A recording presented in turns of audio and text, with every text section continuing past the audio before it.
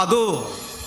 దేవుడే పిల్లల్ని ఇస్తాడు. ఎప్పుడు పిల్లల్ని ఇస్తాడు? ఆ తల్లి ఎవరైతే ఉందో గొడ్రాలి దేవునితో నిబంధన చేసుకోవాలి. నిబంధన చేసిన ప్రతి తల్లికి పిల్లలు పుట్టారు.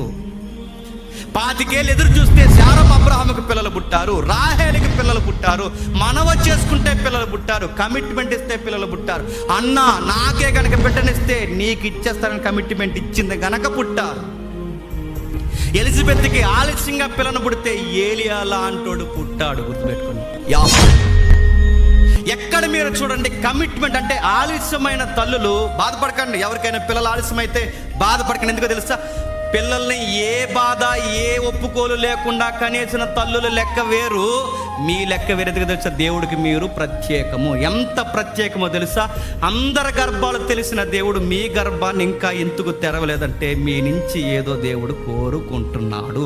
ఆయన కోరుకున్నది మీరు చెప్పేస్తే బంగారం లాంటి బహుమానాలు తెచ్చి మీకు ఇస్తాడు. యోసేపు లాంటి, ఇస్సాకు లాంటి, అన్నాకు పుట్టిన సమూయేలు లాంటి వ్యక్తిని, ఎలిజబెత్కి పుట్టిన బాప్టిజం ఇచ్చి యోహాన్ లాంటి వ్యక్తిని ఇస్తాడు నీకు.